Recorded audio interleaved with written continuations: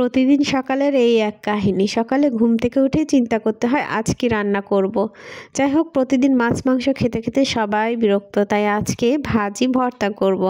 আর আজকের ভিডিওটা যদি আপনাদের কাছে ভালো লাগে অবশ্যই লাইক কমেন্ট এবং শেয়ার করে দিবেন। আর যাদের কাছে আমার ভিডিও ভালো লাগবে না তারা প্লিজ দয়া করে খারাপ কোনো মন্তব্য না করে চলে যাবেন।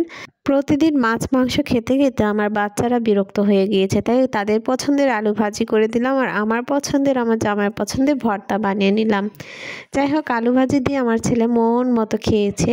আর আমি সিম ভর্তা করছি, অনেক দিন হলো সিম ভর্তা খেতে ইচ্ছে করছিল। সিমটা আমি ভেজে নিচ্ছি, সিম রসুন আর মরিচ এগুলো ভেজে নিচ্ছি। মরিচটা ভেজে উঠিয়ে নিয়েছি আর ভেজে না হয়ে গিয়েছে, এটা আমি পাটায় বেটে ভর্তা করব। পাটায় বেটে সিমের ভর্তাটা খেতে কিন্তু খুব ভালো লাগে। আপনারা কি কখনো খেয়েছেন? খেয়ে থাকলে অবশ্যই কমেন্ট করে জানাবেন কেমন লাগে আপনাদের কাছে খেতে।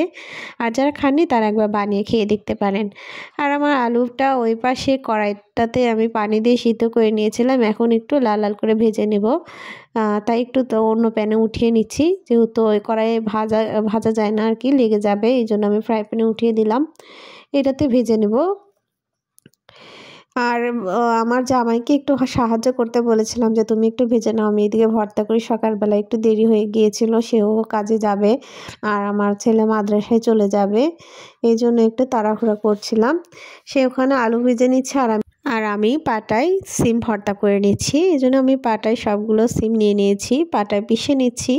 সিম ভর্তা কিন্তু এভাবে পাটায় বেটে খেতে অনেক মজা লাগে, আর সাথে যদি থাকতো একটু ধনিয়া পাতা অনেক মজা হতো। আমার কাছে আসলে ধনিয়া পাতাটা ছিল না তাই দিতে পারিনি, কিন্তু আমি আমার রসুনের পাতা দিয়েছি। আমি যে গাছটা লাগিয়েছিলাম রসুনের, সেখান থেকে পাতা উঠিয়ে দিয়েছি।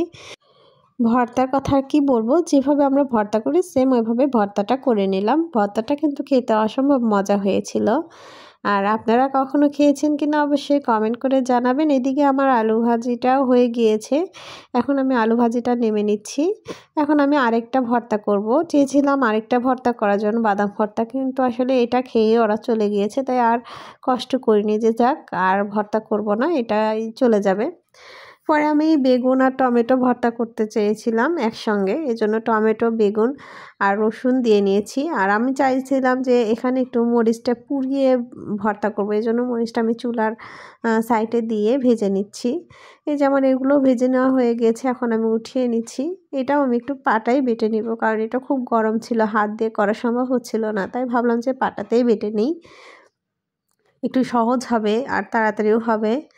যেহেতু সবাই খাওয়া দাওয়া করে যার যার কাজে চলে যাবে, আমার ছেলে মাদ্রাসায় যাবে, জামাই তার অফিসে চলে যাবে, তাই আমি একটু তাড়াহুড়া করে করছিলাম।